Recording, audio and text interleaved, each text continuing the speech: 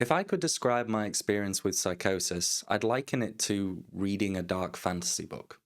It takes you from your reality and plunges you through intensely positive and negative delusions.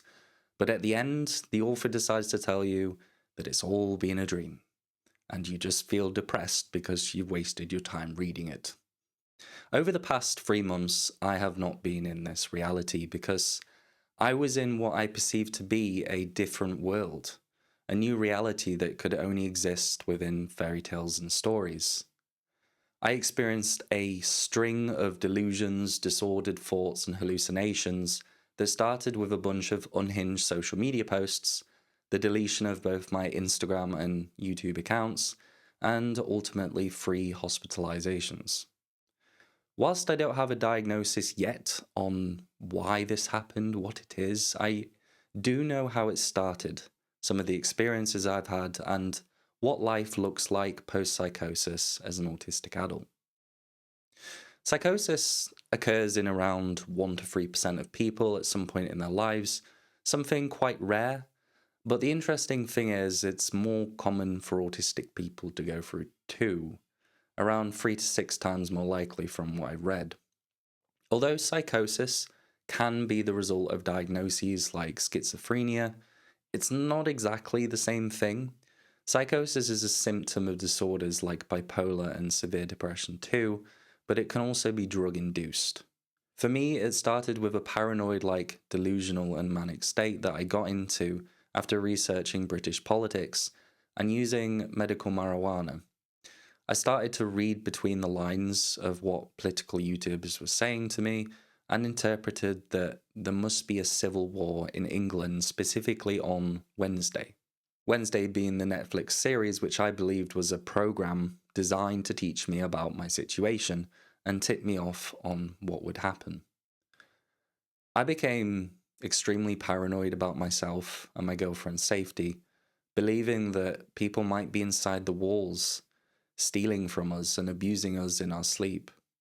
From there, I started having extremely disordered and rapid speech, proposing very impulsive project ideas to people around me on social media, and getting in touch with people I wanted to leave in the past. From there, I would make rounds through different family houses, believing at one point I could be controlled by psychosomatic pain, so pain that's, originates in my own head. Technology in the form of clicks and beeps, and TV shows, music, through my phone and also my family members.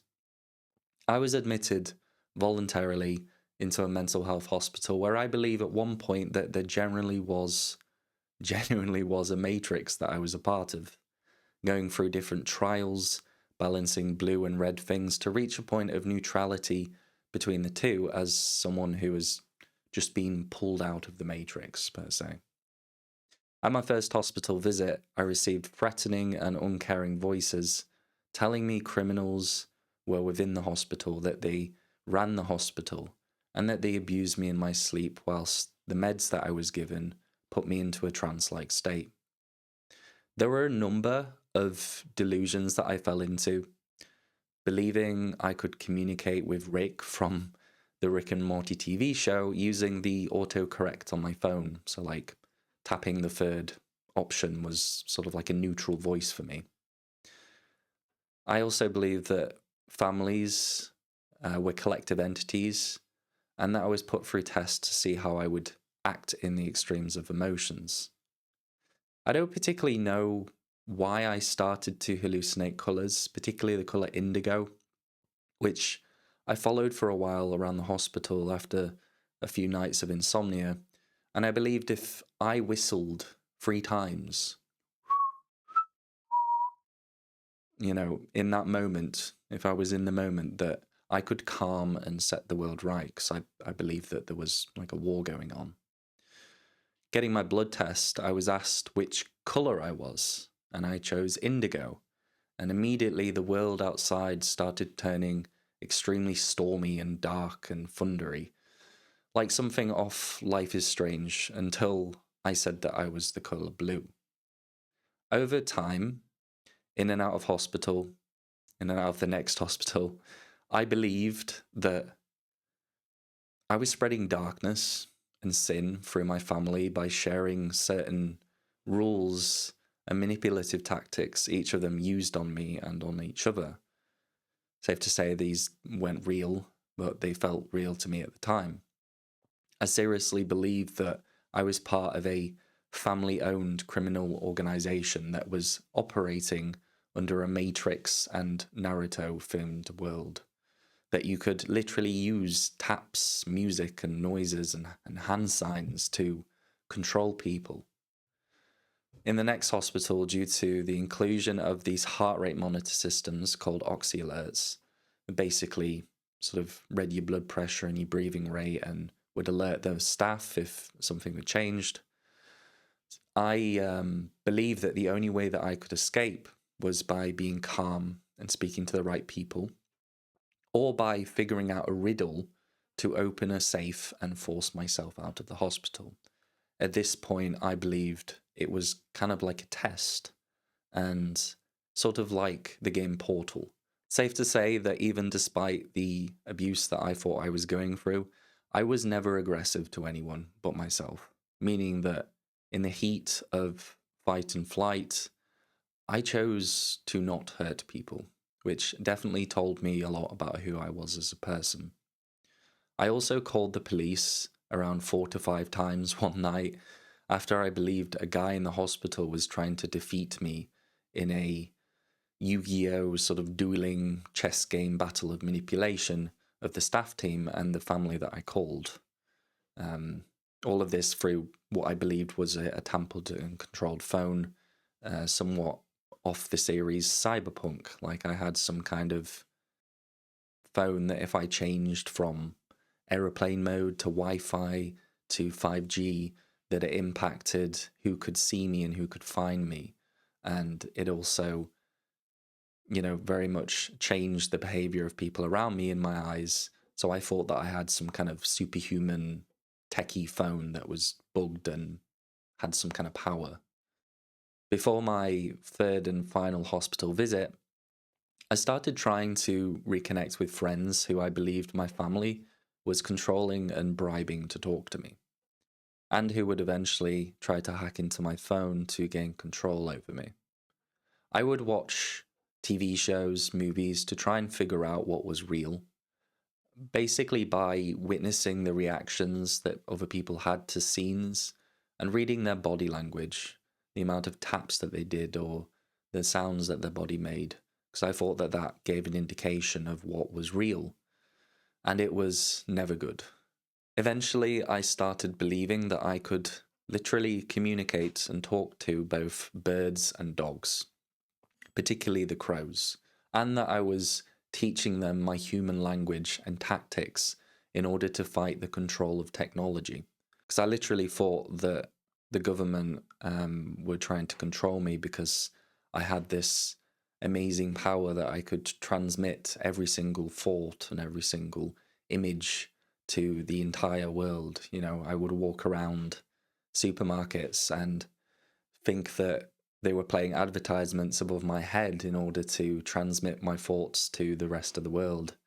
And yeah, I thought that there was a real issue of humanity happening where technology was using these beeps and clicks and all sorts of different measures to control people. And I put it up on the birds to sort of be the counter to that, to give people their freedom. That's what I was thinking at the time. I remember vividly sat in the garden under a circling swarm of at least 10 red kite birds, these massive sort of birds with wingspans above my head. And it was true. It is something that happened. I think probably because the neighbours were having a barbecue. And I also remember speaking to the birds about my predicament, sort of little tweety birds. I believed I could read the tweets of some birds as real human language, and I felt like they responded to me too, and even asked me to play Sound of Music for them and feed them. In my third hospital visit, it was really my idea that I needed one last challenge to overcome in my journey, becoming comfortable in an environment which I believe caused me so much pain and fear because, you know, I did see a lot of stuff, vivid hallucinations of people being hurt in front of me, and a lot of very disturbing things which all happened within the vicinity of the hospital. My excuse was, going here, that I needed more supervision to come across or to come off my antidepressants and onto an antipsychotic medication called aripiprazole, which, looking back, probably wasn't the worst idea.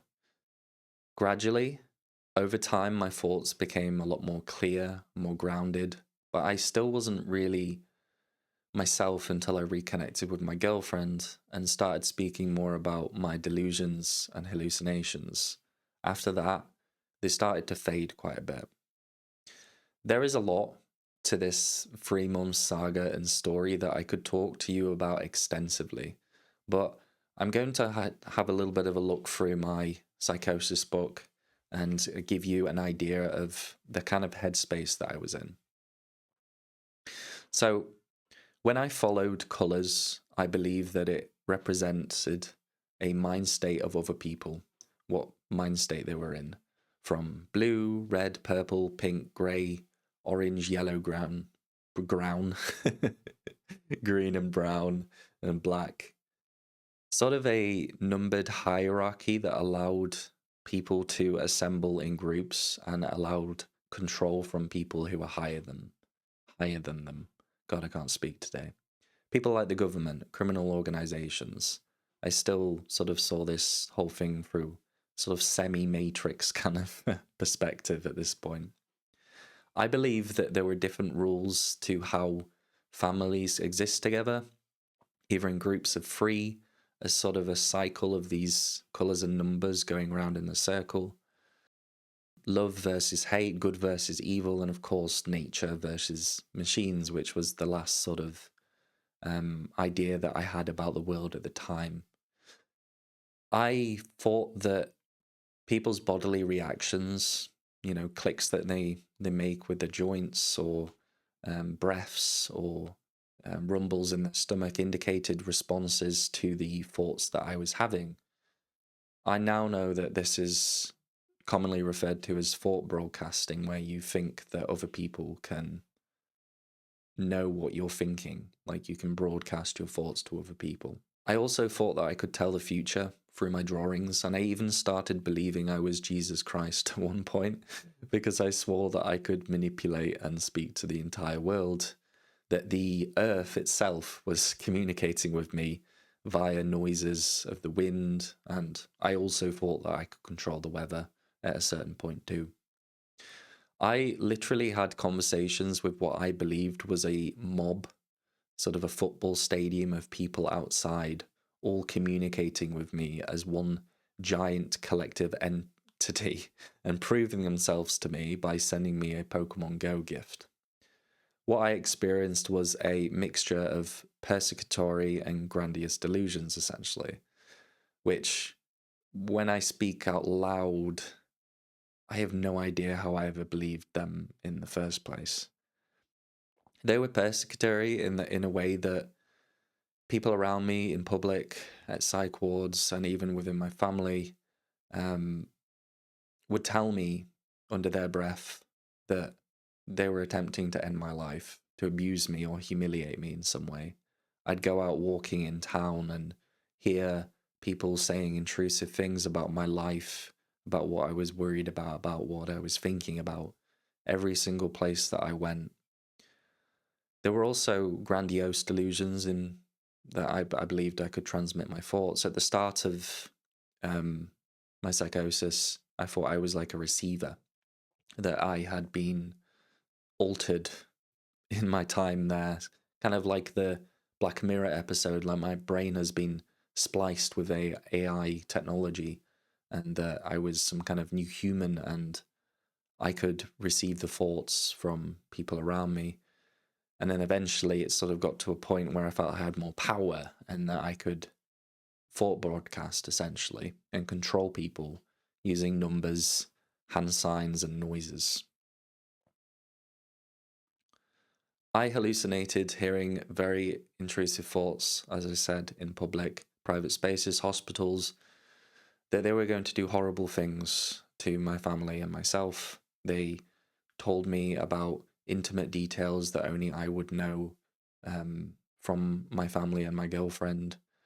I also would have full-on conversations with people in my head, but mostly when people were in different rooms to me, or generally if they were next to me, it would be under their breath, and I would think that I could hear responses and things when I focused on people's voices, on those sounds.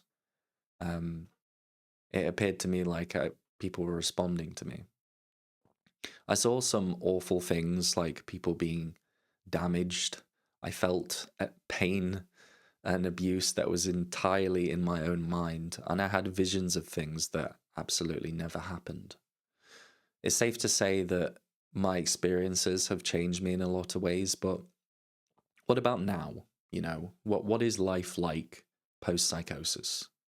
Well, firstly, I have to say I am mortified and incredibly discouraged due to a loss of over 8 years of video and post history, so that's always going to sting a little bit. But I'd love to say that things have been a breeze ever since, and whilst I am out of my psychotic state, I've had to deal with the side effects of coming out of such a horrible ordeal, and having to deal with the medication that, I've been put on, which does have some pretty notable side effects. One good thing that has come out of this experience is that I'm finally being listened to about how much support I need with my mental health.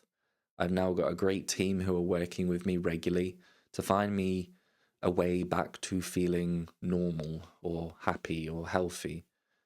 I was also extremely lucky to have such a supportive girlfriend and family who have been at my side as much as they could in the trenches of my psychosis.